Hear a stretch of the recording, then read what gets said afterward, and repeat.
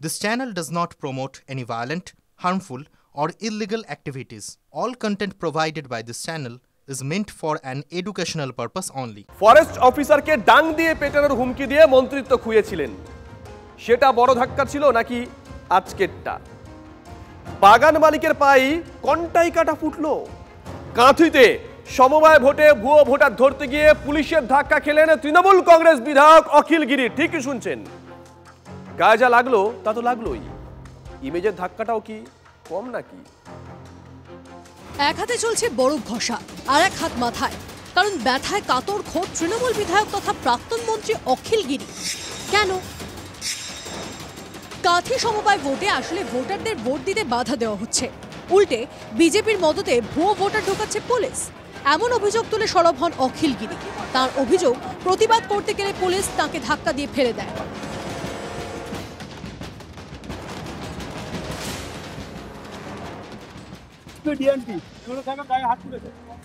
আমাদের গায়ে এমএলএ সাহেবের গায়ে হাত তুলেছে, এই যে পুলিশের লোকটা আমাদের গায়ে হাত তুলেছে। হ্যাঁ, এমএলএ সাহেবের গায়ে হাত কেন এই ধরনের ঘটনা ঘটলো কেন? এই জেরক্স কপি নিয়ে এসেছে, ওকে ভোট দিতে দিচ্ছে না।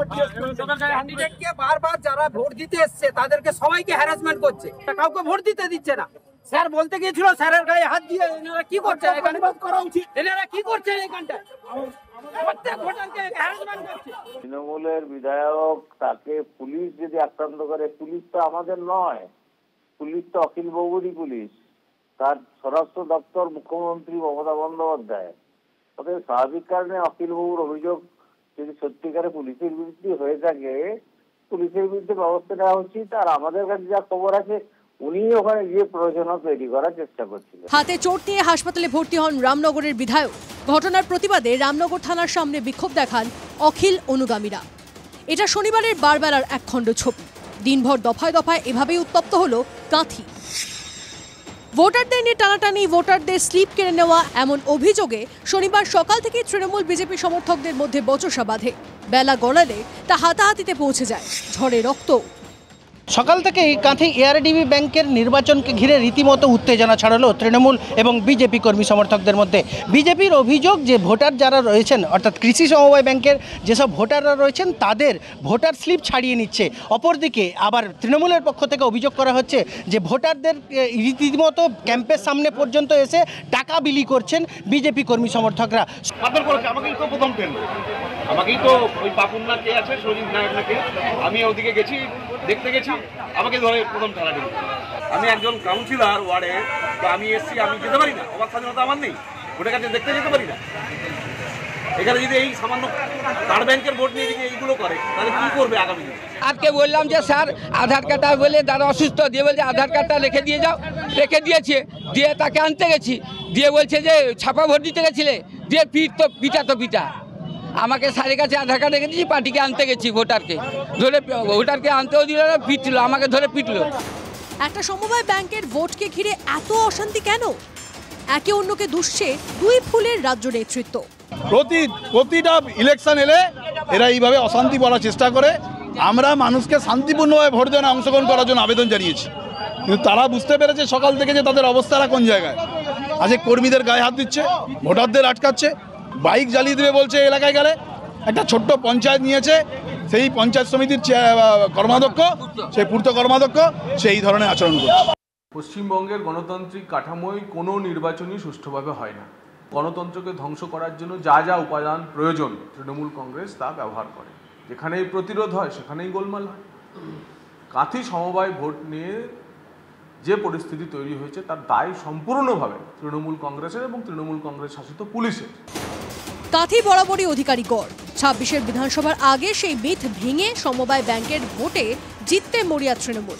গোষ্ঠীদ্বন্দ্ব ভুলে জয়ের জন্য অখিল গিরিদের ঝাঁপিয়ে পড়ার নির্দেশ দিয়েছিলেন খোদ তৃণমূল নেত্রী। পুলিশের কাছে ধাক্কা খেয়ে ইমেজে যে ধাক্কা লাগলো, ভোটে জিতে সেটা ফেরত নিতে পারবেন অখিল গিরি? কনিষ্ক মাইতির রিপোর্ট, TV9 বাংলা।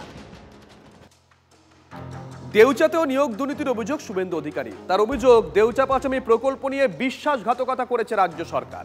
যারা জমি দেননি এমন ব্যক্তিকেও চাকরি দিয়েছে রাজ্য সরকার। বাইরের লোকেদের পাট্টা দেওয়া হয়েছে বলে অভিযোগ করেছেন বিরোধী দলনেতা। রামনবমীর পর আন্দোলনের ডাক দিয়েছেন শুভেন্দু অধিকারী। আদিবাসীদের দখলীকৃত বা বসবাসকৃত জায়গা,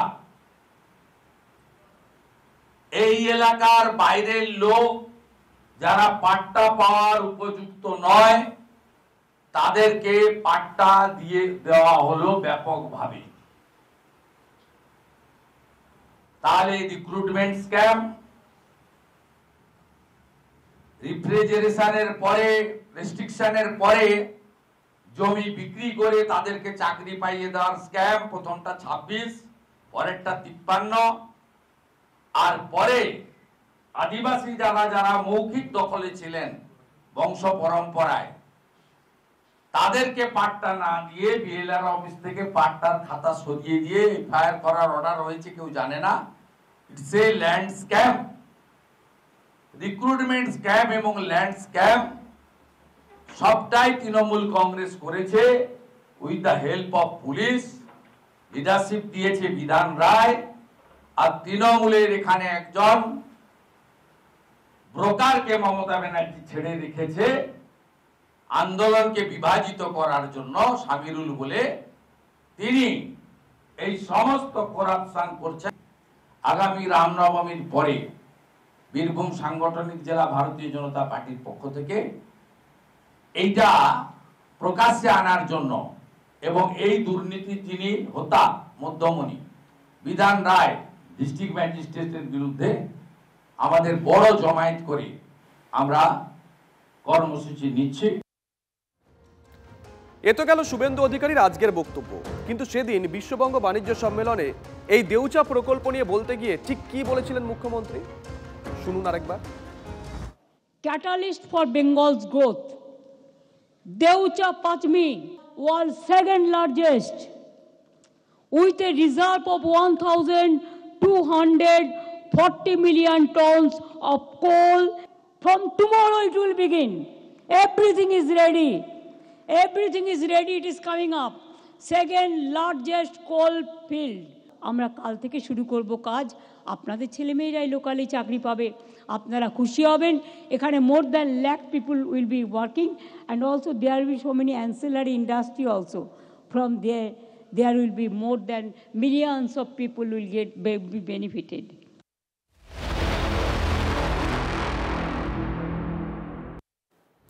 এদিকে দিলীপ আছেন দিলীপেই। তৃণমূলের মহিলা সেলকে বেলাগাম আক্রমণ দিলীপ ঘোষের। বাড়ির সামনে ধুয়ে দিয়ে এসেছি, বাড়ি থেকে টেনে পিটবো। মহিলাদের লেলিয়ে দিয়ে ছেঁচড়া রাজনীতি করছে তৃণমূল। তৃণমূল মহিলাদের দিয়ে পার্টি অফিসে পিঠে বানায়। তৃণমূল মহিলা নেত্রীদের চরিত্র নিয়ে প্রশ্ন তুলে বেলাগাম দিলীপ ঘোষ। ওরা পয়সা নিয়ে ঘুরে ঘুরে ঝগড়া করে। ফের কুকথা দিলীপের মুখে বলছেন বিরোধীরা। দিলীপের কুকথার বিরুদ্ধে গতকালই পথে নামে মহিলা তৃণমূল। স্লোগান উঠল, ধিক্কার দিলীপ ঘোষ, ধিক্কার। আপনি লজ্জিত? এই ধরনের ছেঁচড়া রাজনীতিটা বন্ধ হওয়ার দরকার আছে। যাকে তাকে রাস্তায় নামিয়ে যাত্রার পিছনে লেলিয়ে দেওয়া, এই রাজনীতি বন্ধ করুন, এতে কোনো লাভ হবে না। কী কটুক্তি করেছি সবার সামনে বলুক। কালকে তো ওই ওয়ার্ডে গিয়ে আবার ভালো করে ধুয়ে দিয়ে এসেছি। দিলীপ ঘোষ বাড়ির সামনে গিয়ে বলবে। আমি কি বলেছি? প্রথম দিনেই বলে দিয়েছি বাড়ি থেকে টেনে নিয়ে পিটবো। এখনও দিলীপ ঘোষের দম আছে, বাড়ি থেকে টেনে নিয়ে পিটতে পারে। ছোটো লোক তো, মহিলা কি পুরুষ, সে যদি রাস্তায় শুয়ে পড়ে, সে রাস্তায় এসে নাটক করে লোকের সামনে। মহিলা বলছেন কেন? লিঙ্গ দেখে খালি মহিলা বলেন নাকি? এইভাবে টিএমসি মহিলাদেরকে যেভাবে ইউজ করছে, যারা নিজের পার্টি অফিসে পিঠে বানানোর নাম করে মহিলাদের নিয়ে রাতভর ফুর্তি করে, তারা মহিলাদের কথা কোন মুখে বলে? তাদের এক একটা নেতার চরিত্র দেখুন কি করছে। ভেল্লাপন্না করতে পারো তোমরা মহিলাদের নিয়ে। আর যে মহিলারা আমার সামনে আসে, দিলীপ আগে যা বলেছে এখনও তা বলছে, আগামী দিনেও বলবে। সাবধানে যেন আমার সামনে আসে। আপনি আপনার অবস্থান থেকে সরছেন? কোনোদিনও সরিনি। আমার সামনে থেকে সবাই সরে যায়, যারা সরবে না সরিয়ে দেবো আমি। মহিলাদের আমি ব্যক্তিগত বলতে চাই না। পয়সা নেই করে খড়গপুর ঘুরে ঘুরে ঝগড়া করে। কলকাতায় মিছিল করে কোনো লাভ হবে না। দম থাকলে খড়গপুরে লড়াই করো দিলীপের সঙ্গে। খড়গপুরে কি লড়াই হচ্ছে নাকি আগামী দিনে? খড়গপুর কেন বলছেন? খড়গপুরে হয়েছে ঘটনা তো। ঘটনাটা দিলীপ ঘোষ কিচ্ছু নেই কোথাও। খড়গপুরের লোক দিলীপ ঘোষের সঙ্গে আছে। এর আগে খড়গপুরে বিক্ষোভ দেখানো মহিলাদের পুতনা বলে কটাক্ষ করেছিলেন দিলীপ ঘোষ। আমি সেদিন কটা পুতনাকে তাড়া করেছিলাম, বলেছিলাম গাড়ি চালিত বুকের উপর দিয়ে। কিছু সেকুলারের খুব কষ্ট হয়েছে। মেয়ে সারা মেয়েদের কোনোদিন প্রণাম করিসনি, মেয়েদের তো ভোগের বস্তু মনে করিস। তোরা মেয়েদের সম্মান কি বুঝিস? আমরা মা সীতা, মা দ্রৌপদী, এদেরকে মায়ের আসনে বসি। মার আসন সীতাকে বসাবো। এই সুর্পণখাকে আর পুতনাকে কখনো বসাবো না। তাদের বুকের উপর দিয়ে গাড়িই চালাবো আমরা, কারণ ছদ্মবেশে মা সেজে এসছে।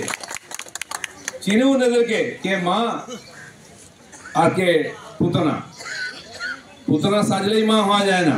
ভগবান শ্রীকৃষ্ণ 6 দিন বয়সে বুঝে গেছেন, আরে আমাদের তো 60 বছর হয়ে গেল বয়স, বুঝুন।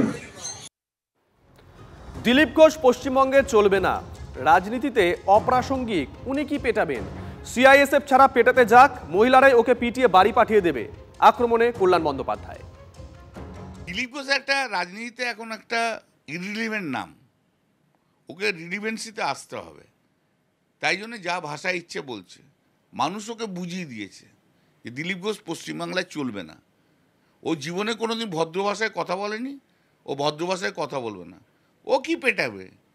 ও যাক না, কোথায় কাকে পেটাতে যাবে, যাক। 40 খানা সিআইএসএফ নিয়ে তো ঘুরে বেড়ায় সব, যা না সিআইএসএফ ছাড়া একবার ঘুরতে যা না,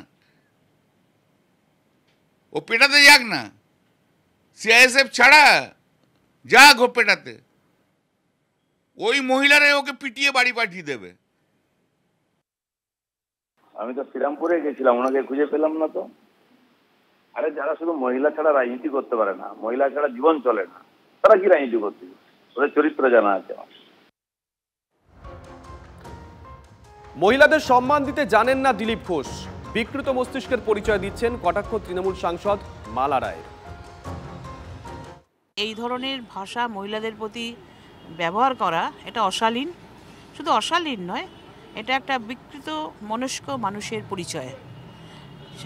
আসলে দিলীপবাবু মহিলাদের প্রতি যে সম্মানিতা, সেটা হয়তো তার একটু সম্যক জ্ঞান একটু কম আছে।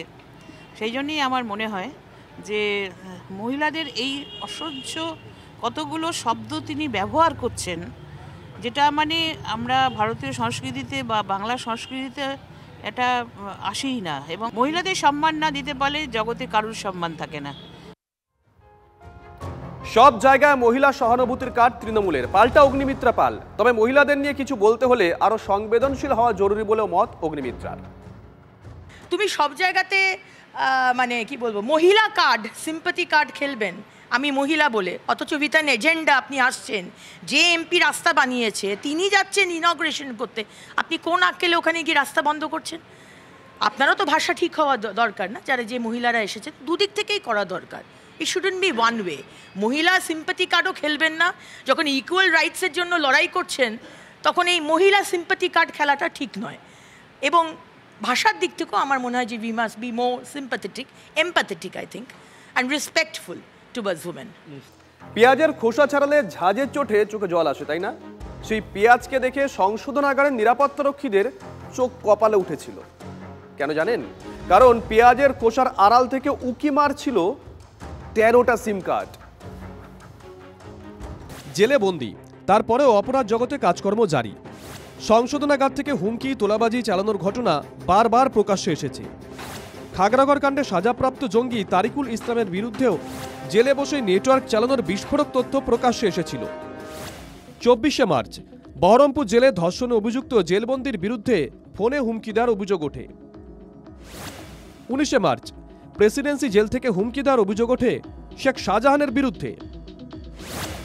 7ই মার্চ বহরমপুর জেলের সেল থেকে একাধিক মোবাইল উদ্ধার। বিরোধীরা অভিযোগ করে রাজ্যের একাধিক সংশোধনাগারের ভিতরে অবাধে মোবাইল ফোন পৌঁছে যাচ্ছে। সেটা যে কথার কথা নয়, তারই হাতে গরম উদাহরণ মিলল কৃষ্ণনগর সংশোধনাগারে। স্বামীর জন্য জেলের ভিতরে ফোনে সিম পাচার করতে গিয়ে বামাল গ্রেপ্তার মহিলা। মাদক পাচারের অভিযোগে মনিরুল শেখকে গ্রেপ্তার করে সিআইডি। তারপর থেকেই সংশোধনাগারে বন্দী মনিরুল। শুক্রবার স্বামীর সঙ্গে দেখা করতে যান শর্মিনা বিবি। বাড়ি থেকে মনিরুলের জন্য টিফিন বক্সে করে খাবার নিয়ে যান। সেই খাবার সংশোধনাগারের নিরাপত্তারক্ষীকে দেন শর্মিনা। নিয়ম মতো সেই টিফিন বক্স পরীক্ষা করতে গিয়ে জেলের নিরাপত্তারক্ষীদের চোখ কপালে। তারা দেখতে পান টিফিন বক্সে পেঁয়াজের খোসার ভিতরে লুকিয়ে রাখা হয়েছে মোবাইলের 13টি সিম কার্ড। সঙ্গে সঙ্গে মুর্শিদাবাদের কুমারপুরের বাসিন্দা শর্মিনা বিবিকে গ্রেপ্তার করে কোতোয়ালি থানার পুলিশ।